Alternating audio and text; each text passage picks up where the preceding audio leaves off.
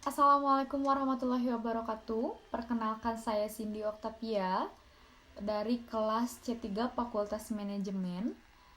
Adanya video ini adalah salah satu tugas dari evaluasi tengah semester mata kuliah Pendidikan Agama Islam yang dimana menyampaikan tentang sebuah pemahaman saya dari materi Pendidikan Agama Islam 5 ini.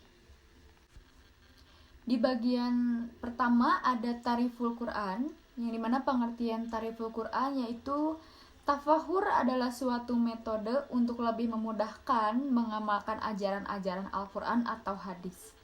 Kegiatan tafakur adalah berpikir menggunakan akal dan kolbu.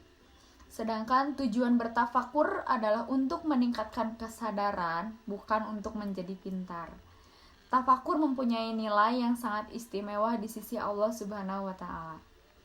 Selanjutnya ada kalamu'ah atau unsur kata dari kalam dan Allah, yang dimana firman Allah dengan bentuk wahyu yang disampaikan kepada para nabi dan rasul melalui malaikat Jibril.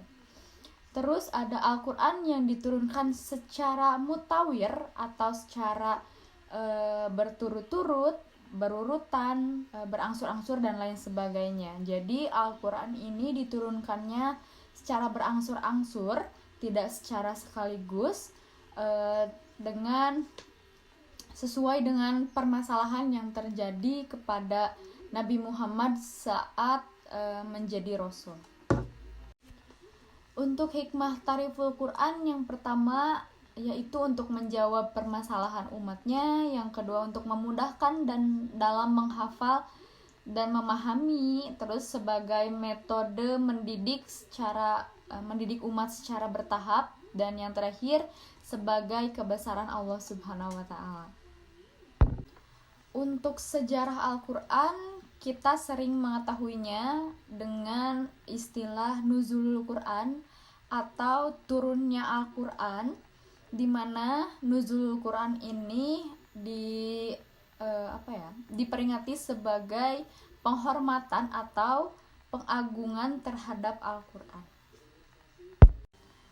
Yang kedua ada mukjizat, yang dimana Al-Quran ini memiliki mukjizat-mukjizat. Di antaranya yang pertama, di dalam Al-Quran terdapat berita-berita dan janji-janjinya Allah di masa yang akan datang, dan dimana hal tersebut merupakan hal yang di luar batas kemampuannya manusia. Di dalam Al-Quran juga terdapat fakta-fakta ilmiah yang tidak mungkin diketahui manusia di Arab waktu itu, tetapi fakta-fakta tersebut dijelaskan dengan tepat sekarang dan terbukti kebenarannya. Al-Quran juga memiliki keistimewaan, yaitu Al-Quran diturunkan Allah dan langsung dipelihara olehnya, yaitu Nabi Muhammad SAW. Terdapat dalam surat Al-Hijr ayat 9. Lalu Al-Quran juga diturunkan tidak secara langsung atau berangsur-angsur selama 22 tahun, 2 bulan, 22 hari, dan para ulama juga membagi masa turunnya Al-Quran menjadi 2 periode, yaitu periode Mekah dan periode Madinah. Al-Quran juga berlaku untuk seluruh umat manusia. Al-Quran juga diturunkan melalui malaikat Jibril kepada Nabi Muhammad, serta diturunkan ke dalam hati Nabi Muhammad SAW. Terus Al-Quran diturunkan untuk umat semesta alam. Al-Quran juga diturunkan di kota Mekah dan kota Madinah. Al-Quran juga diturunkan di bulan Ramadan, di malam Lailatul Qadar, dan bertulisan bahasa Arab. Yang ketiga ada Asmaul Quran. Al-Quran berasal dari bahasa Arab, yaitu Quran, di mana kata Quran sendiri merupakan kata yang berarti bacaan, karena seluruh isi dalam Al-Quran adalah ayat-ayat atau firman Allah dalam bentuk bacaan yang berbahasa Arab.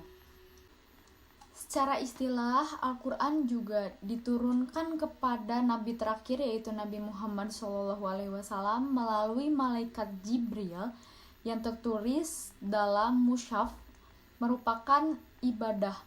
Bila membacanya, dimulai dengan surat Al-Fatihah dan diakhiri dengan surat An-Nas.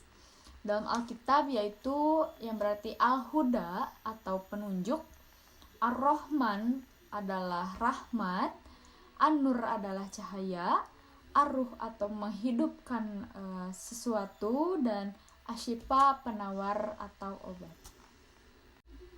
Mungkin hanya itu saja pemahaman materi pendidikan agama Islam dari saya. Saya cukupkan sekian. Wassalamualaikum warahmatullahi wabarakatuh.